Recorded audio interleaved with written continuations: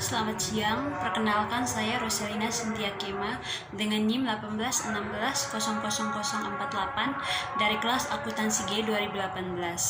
Saya akan mempresentasikan hasil review kampus jahat saya.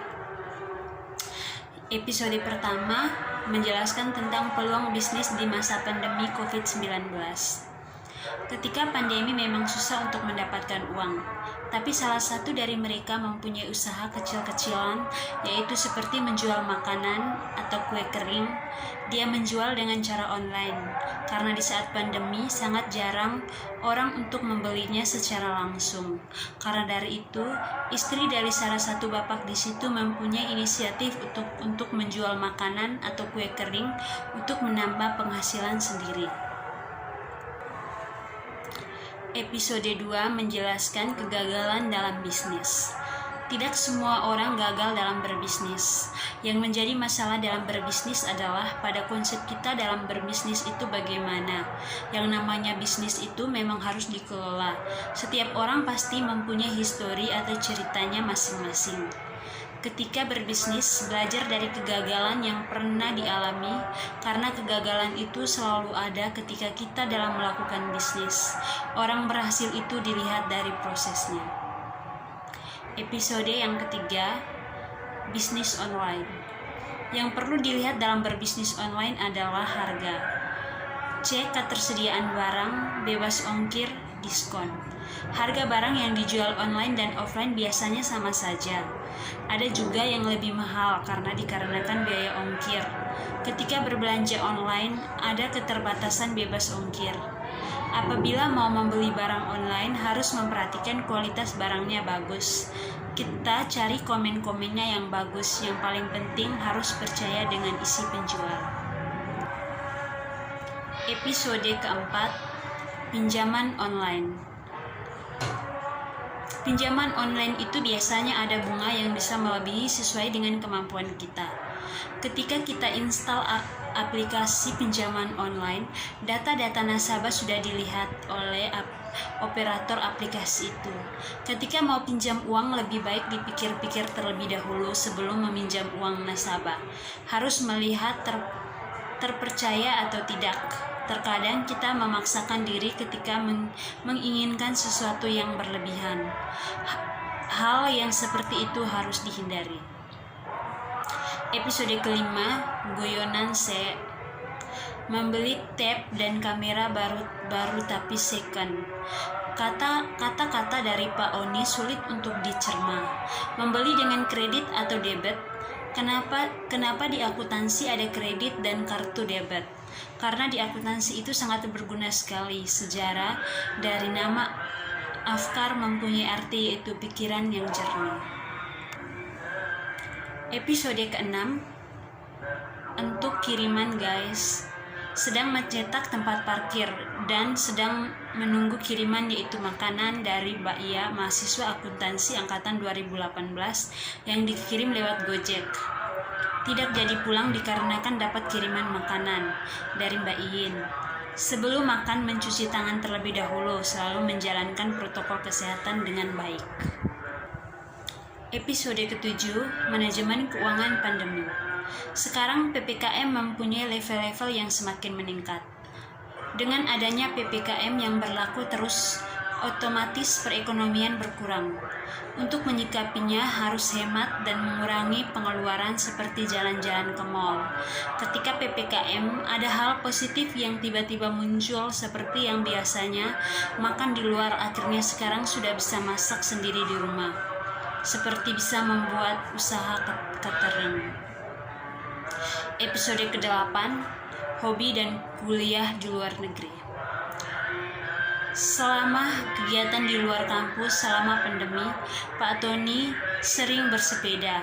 Pak Tony sering menggunakan sepeda hibrid untuk bersepeda keliling kota Surabaya.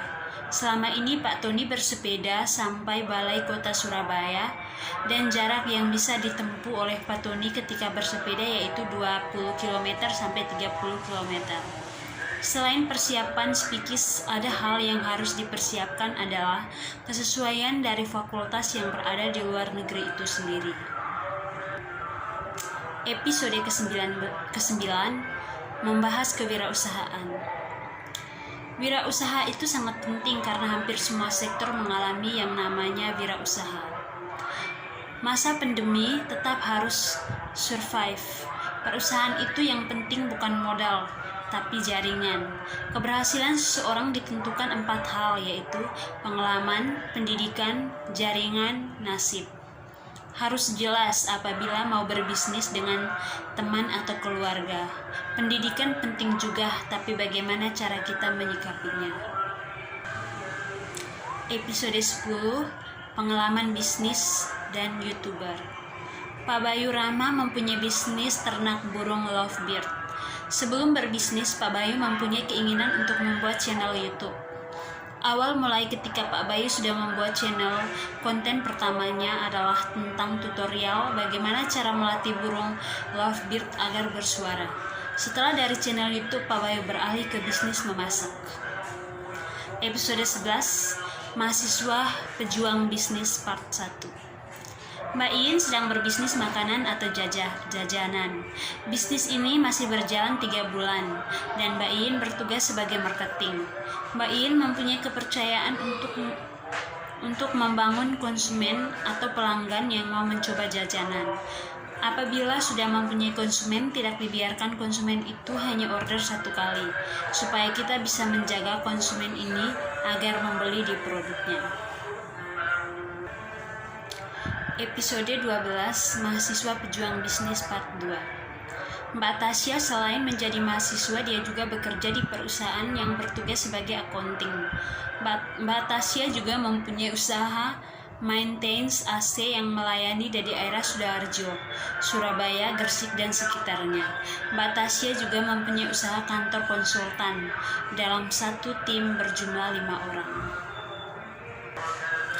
Episode 13 menjelaskan pejuang yudisium Fakultas Ekonomi dan Bisnis Adibuana. Episode ini khusus mahasiswa pejuang yudisium 2021. Apapun jika dilakukan dengan senang hati, semua akan terasa nyaman. Mereka tidak butuh ucapan terima kasih, cukup doakan saja selalu sehat. Episode 14 menjelaskan hasil perjuangan mahasiswa. Di sini menjelaskan bahwa usaha tidak mengkhianati hasil. Di situ terdapat 148 mahasiswa sarjana manajemen dan 142 mahasiswa sarjana akuntansi. Episode 15 menjelaskan menjadi mitra atau pesaing dalam bisnis. Ada peluang bisnis yang kita tidak tahu, seperti yang dikatakan Pak Oni, bahwa bisnis hotel itu ada gandengannya seperti bisnis wisata. Selain dikelilingi hotel itu terdapat tempat nongkrong tetapi yang bersih. Hotel juga harus mempunyai wedding organizer. Kita tidak perlu mempunyai WO, kita cukup menawarkan jasa WO, tetapi kita juga harus mencari jasa WO yang siap apabila ada event, kita hubungi dia. Episode 16 menjelaskan pengelolaan usaha secara profesional atau kekeluargaan, manajemen sumber daya manusia. Kalau dalam pengelolaan bisnis itu bisa dilihat pendekatannya lebih baik dikelola profesional atau pendekatan. Misalnya banyak perusahaan yang tidak mengelola secara profesional, tetapi mendahulukan faktor kekeluargaan.